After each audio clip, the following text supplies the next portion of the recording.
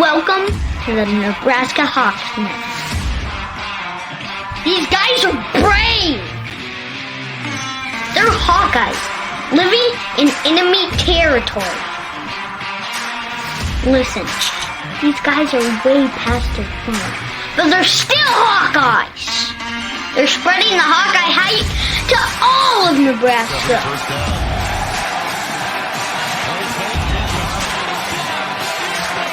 The frost advisory is canceled! Cornhuskers? More like corn suckers. Are you ready for this podcast? Let's go Hawks!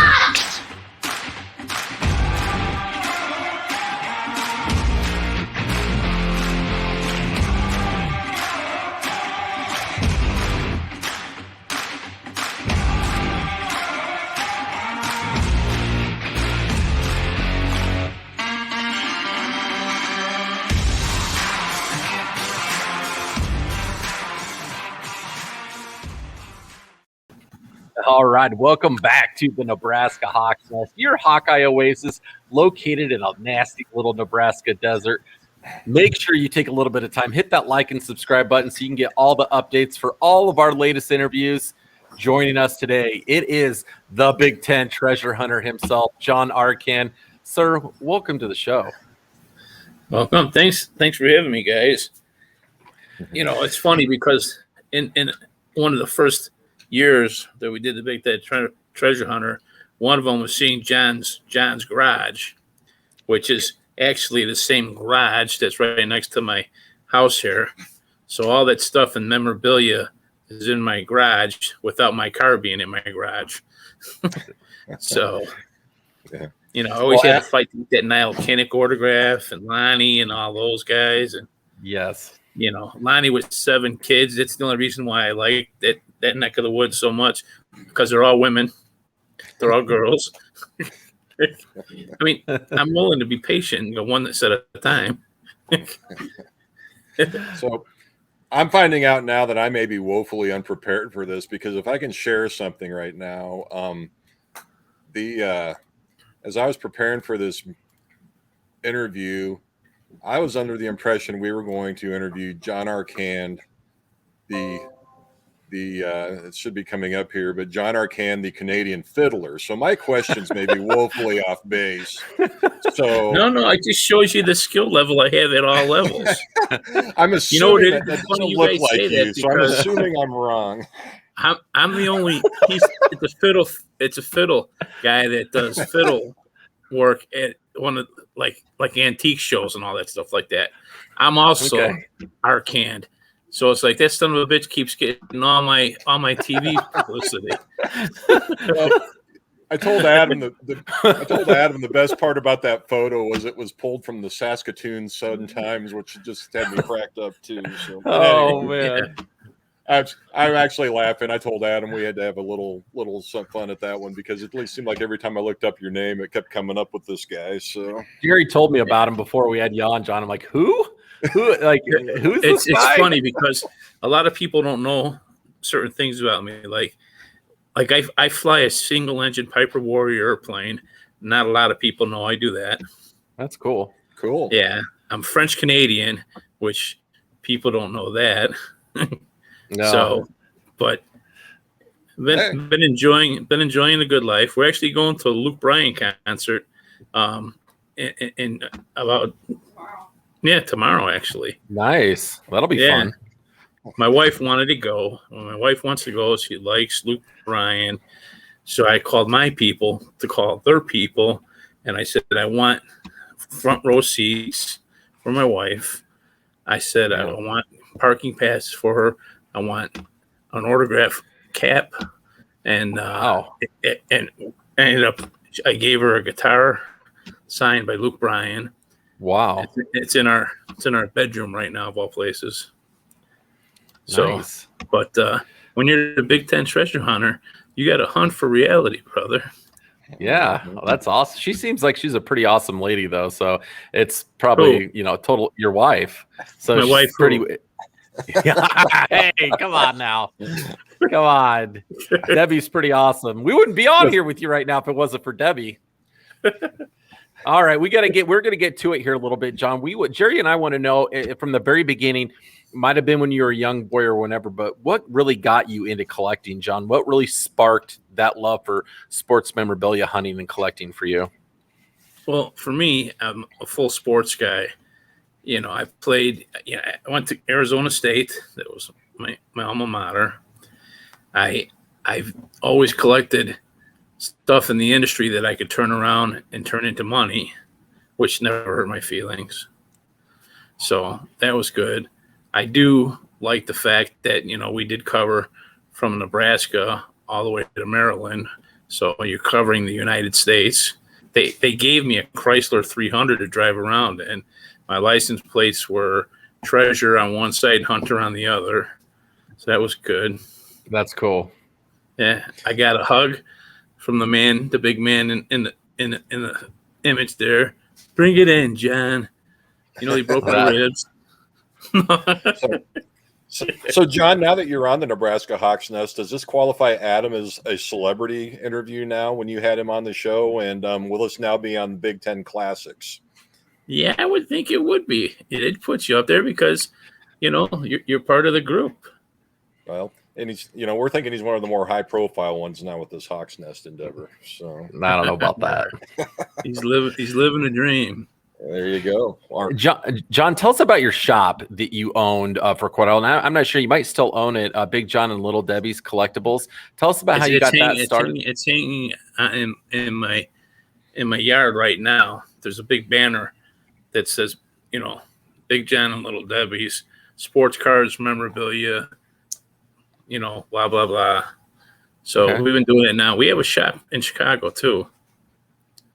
So how long have you guys been doing that? Oh, since my wife was 300. She's an old gal. That's what I'm trying to get at. Goodness. Don't shake the head. You're not going to love her. Aging like a fine wine, though. Yeah. You should have just stopped at aging. Hey, come on. Hey, John, for those of us that aren't in the memorabilia market, is this your primary? Is the collecting? Is that your primary job then, or what? Or do you have any? No, I do lighting. We do lighting for O'Hare Airport. We do all the lights for Chicago O'Hare Airport. Okay. So nice. Yeah, nice. That sounds like a pretty interesting gig, John. When BTN was looking for a host of the Big Ten Treasure Hunter, tell us about how that process went, how they reached out to you, and how those conversations went, and how they found you. Yeah. Well, it's funny you say that because the Big Ten was going around trying to put together a show, and Adam Rockoff was one of the producers, and Alex Flaxer was one of the producers. And they kept calling around saying, hey, we need a guy that's smart, knows the hobby, is good to work with people. And they couldn't get a hold of them, so they called me. So it was actually because the producer guy went around looking to get me, and everyone says, hey, you want to call John? He's the guy to call. And that's what started the ball rolling. And then I got the gig. And then we traveled all over the place. I mean, I had a great group of guys. I mean, sometimes we didn't even eat dinner till like 9:30 at night, with our cast. So, and we traveled all over the place. So, yeah, that was such a great group of guys. I know when you guys came out to my house, I'm in a different home. I live in a different house now, but when you guys came out, they were all like some of the coolest guys, and you guys had such a great dynamic. You guys just gave each other a hard time and teased each other, but you could tell there was like a lot of really good chemistry between all of you. Yeah, it was good. The Chicago PDs and the Chicago Fire, all those shows that are on TV. My cameraman, Joe Fitz, he does all the filming for those shows. Okay. So, but it was nice. So they looked, they found me. I did a quick interview with them, and they liked it. I was smart enough to put on a Big Ten shirt, so when I had to meet with the Big Ten people, at least I had someone smiling on one end because Big Ten is happy to see their Big Ten stuff on somebody that hopefully could be a product that can make more money for them. So John, kind of backing up a little bit again, what were your interests? Was memorabilia something you started in as a kid? And what were your interests? And have you always sports. been a Big Ten guy? Yeah, I played football. I played hockey. Did you collect a lot of sports cards then, or what kind of? How'd you get in the collector's arena? Yeah. We just had a show at the Rosemont Convention Center, and we sold an autographed Babe Ruth. We sold an autographed Babe Ruth called Shot. Those things go for thousands and thousands of dollars. So when someone's willing to pay thousands and thousands of dollars for something that's just like a called Shot at Wrigley Field when I was just a blip. Yeah. Sure. So what did you think? What did you think about that Honus Wagner, the rarest of all baseball cards, going for how many million last week? And I think there was only 1 of 12 in existence. So, I mean, what's that do for somebody like yourself in this profession? Well, I've had the second year of that Honus Wagner card, and they're good. They're good to have, but they're so uncommon that people have it. The Honus Wagner is definitely a great card if you can get your hands on it. Then it's in clean condition. And condition is everything. When you have a hobbyist, everyone wants their stuff to be clean. Everyone wants it to be cataloged. Everyone wants to have it in a small little frame so it doesn't break or bust or whatever. So I think people take care of it the way they take care of themselves, their family, their friends, so on and so forth.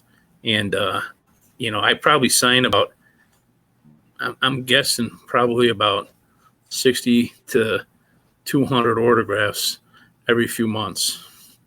I'll go to dinner, and people say, "You're the Big Ten treasure hunter." I said, "Yeah, why? Do I owe you money?" And they go, "No." And what they'll do is the people that are in the place where we're having breakfast in the morning, they're like, "Oh, can I get a picture with you?" I said, "Yeah." So I always be pretty comfortable with my customer base, because if they're having fun, we're having fun, and hopefully it works out for everybody. John, I think a lot of that goes back to when you're on the show, and who you are on the show, I feel like is very genuine in who you are in real life. You're a very approachable guy, very easy to talk to, and very, very humble.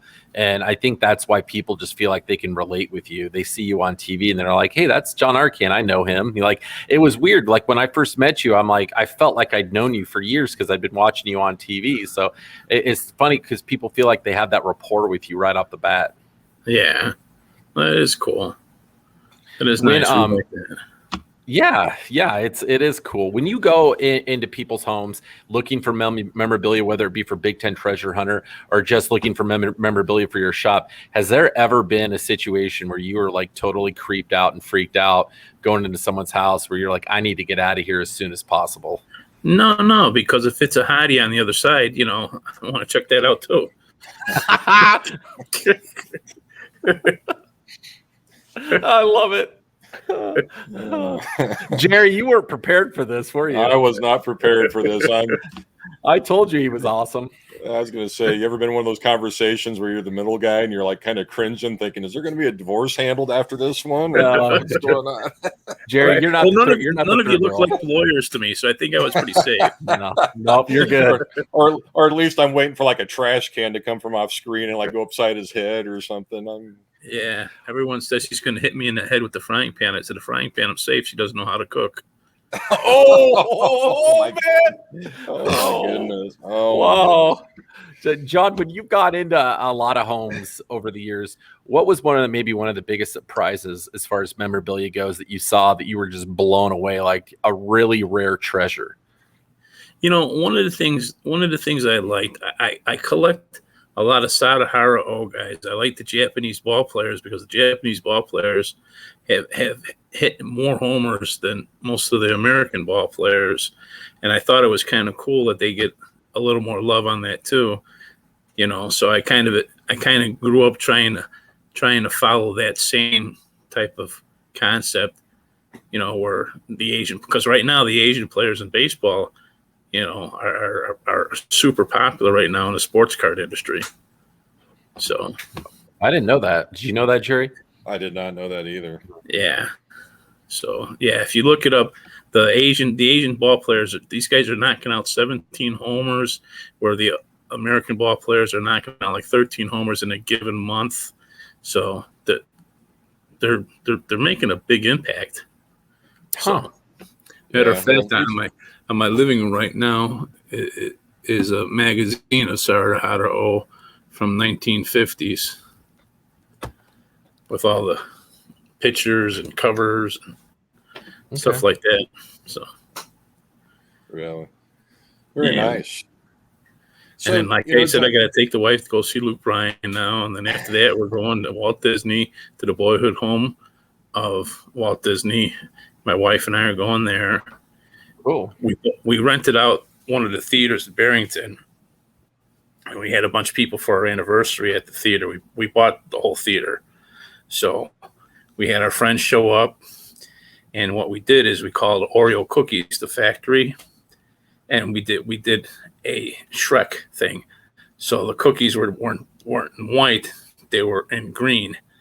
So it was kind of cool. So what we were able to do when we called the factory for Oreo, we were able to get Debbie's face and my face on the cookies. Really? Wow. Yeah. So that's cool. If you ever need to do that, you call the factory and you can get that for any type of event you're doing, which is kind of nice. I did not know that. That's interesting. Yeah. That's really impressive. That's one of those little known things that really could be pretty popular, I think, if the public knew more about it. So John, in all your travels, then when you talked about, going out on this Big Ten treasure hunter, what, and this is, we're not looking for any disrespect to the towns you don't choose, but what's your favorite, what are like your one or two favorite Big Ten destinations when you go out on the road? Like, where are your favorite places to go? I always like traveling. I always like hitting the dirt, hitting the road, and seeing places I've never seen before. I want to find the people that aren't as eager to be out there than I am. I like getting jerseys. I like getting framed jerseys. I like, buying people's memorabilia. I've bought out full homes, Hey, we're thinking of selling our house. Okay, tell me what you want. Done. That's all. Try to make it simple. So it's cool. All right, John, I need to ask you too about the potential and the hope. All the Big Ten fans out there are really hoping that we can get a season 3 of Big Ten Treasure Hunter. We're hungry for it. People have been asking about it like crazy. I think they've been saying they've been trying to put a petition together and have people signing off on it, from what I understand. I mean, if they can get it our way, we'll send it out and have, all of our followers sign it, and we can try to help gain some steam on that. But, the Big Ten Network doesn't have a ton of original content, and that was a great show. Silverman's a different guy. If you're in the ladies, volleyball, it's Big Ten for them. That's not Big Ten for everybody else. Okay. Yeah, I thought that. Go ahead. And then everyone asks, well, where do you get all that memorabilia? And I said, like I tell all the women, in Spanish, it's called Dos Sexy. That's what I am, Dos Sexy. All right. Well, that's what we were going to ask you, John. Has it been a lot of pressure and really difficult being labeled the sex symbol of the sports collecting world? Is that a hard thing to deal with, or has that been enjoyable? No, Fabio and me have been doing that for years. Fabio's a big collector, huh? Yeah. See, you got to know that stuff. You got to know it to show it. I always learn something new when I talk to you.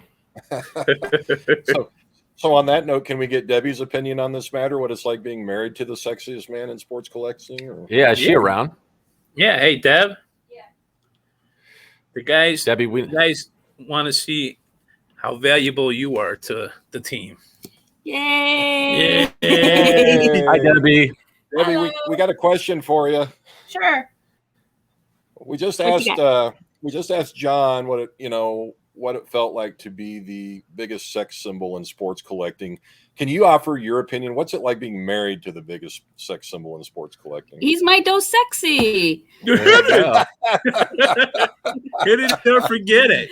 No, it's awesome. It's fun. When he gets recognized when we're out and about, it's unique. It's different. He'll get asked for his autographs, take pictures, stuff like that. So I mean, it's definitely different. I don't know how some people do it. I mean, I watched him sign at the National probably 200 plus autographs, and every single one of them had something different to say. And I just don't know how he does it. It I'll ask boggles like my their mind. son's name. Their son's name's Tommy. I'll make sure that, hey, to Tommy. But he'll have a different saying. I don't think there's one autograph photo that is the same across the board. So he's very unique where he makes it personal. He's just got such a good heart, and he was such a, it's nice to see. Though the house is full of memorabilia, that kind of gets to me, but okay, I live with it. Yeah. Well, That's pretty awesome. We're going to put a piece of stone into the birth home of. Yeah, we're going to Walt Disney's boyhood home in Marceline, Missouri in October. They're having a giant gala fundraising event. So we bought the Walt package. We're staying above the theater where he would premiere his movies. They have an apartment that's all Walt Disney'd out. But I bought him as a surprise, but I couldn't keep it a surprise because I can't keep secrets. It's a brick, and it says John and Debbie Arcand.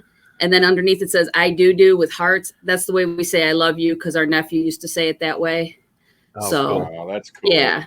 So, But she doesn't tell you that the brick was the meatloaf that she cooked. whatever. He doesn't look like he's melting away, I'll tell you that. Thanks, Debbie. No problem. She sold me out, didn't she? I did. Yeah, she did. Season So, 3, you got to come up with different stuff then. I get the feeling if she wants to pull up a chair, she can give as good as she gets. John, is that true? That ring that's on her finger, I got her in Hawaii. So I bought that for her when we were in Hawaii. Nice. So we've been to Hawaii several times. Well, John, I don't know what your thoughts are. It's season 3 coming back out to Nebraska and seeing the new Nebraska Hawks Nest out here. So come and visit one of your old buddies, Adam, and I'll have Jerry there and coming out and doing an episode out here. We'd love it if you come out. Yeah, that'd be fine. Yeah, a little cross collaboration. It's always a good thing. I got about 10 times more stuff than I did then, so it's a little nuts. Yeah, it's insane. That's nice. Yeah, it's gotten out of control. So but I've gotten got some cool stuff though. Jerry can kind of tell you a little bit. He's got a lot of cool stuff, but Janie might want to consult with Debbie for some support because it's just understanding this memorabilia stuff is just a whole different world for those of us that aren't. It really is. It's amazing how the industry is absorbed. Everyone wants to own the cool piece, and you want to be the guy that has it in your hand. I think that's the obvious part. Just like anybody else. If you're going out for dinner and you don't have money to pay for dinner, you want to be next to the person who does got the money to pay for dinner. It's just kind of a concept that I think everyone adapts. You kind of want to make sure that you have the ability to go out and do things. And that's what the missus and I do. She's a great kid. So, John, I wanted to talk to you too. I know you got a friendship with a guy that was on Big Ten Treasure Hunter that was in Iowa. I believe you said his name was Lonnie. He's got multiple Niall Kinnick autographs. What can we do to make it? Yeah. So, what can we do to make a deal happen that over here at the Nebraska Hawks? Okay, so I don't have access to the daughters. I can't trade girls I don't have. Come on, this is not a trafficking business, John. Come on. But what would be the odds that I would, as a collector, if I came to you and said, all right, John, I'm trying to get a Niall Kinnick autograph, anything, what would be the process of trying to track something like that down? And is that even probable? Lonnie would be the guy that you want to get in front of. Yeah. Lonnie has some great stuff. He's got programs that are phenomenal. And as you look at him standing at Marion Morris and John Wayne, one of the programs has John Wayne, and he's solidly 1.5 foot ahead of the ball players as far as, height and everything. It was really amazing to see some of the stuff that Lonnie has. Lonnie doesn't want to, he's not the type of guy that wants to sell it. He's the type of guy that wants to keep gathering it. Yeah. So, and Lonnie's a great guy. We had him at the National too. We had more fun. We laughed with him. We had a good time. So, but I think the dogs are going to start biting me. But you guys can call anytime you want, and you guys have a lifelong buddy for as long as we stay on this planet. All right, John. Well, thanks for taking time out of your busy schedule to come on and talk with us today. And we're looking forward to hopefully another season of Big Ten Treasure Hunter. And thanks for all your travels and honestly hosting my favorite TV show of all time. Yeah, that's awesome, guys. We appreciate you being a fan. So, all right, John. Just holler at any time. You guys, it's John Arcand on my business card, so it should be the same on anything you see. If you walk into someone and says, "Oh yeah, Big Ten Treasure Hunter," so, not the Canadian fiddle player. No. But eventually, I'm going to get in front of that son of a bitch.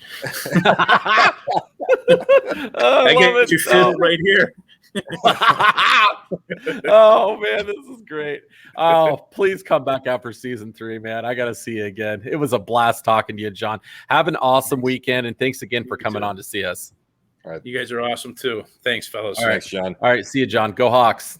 Take care. You got it. Go Hawks, indeed.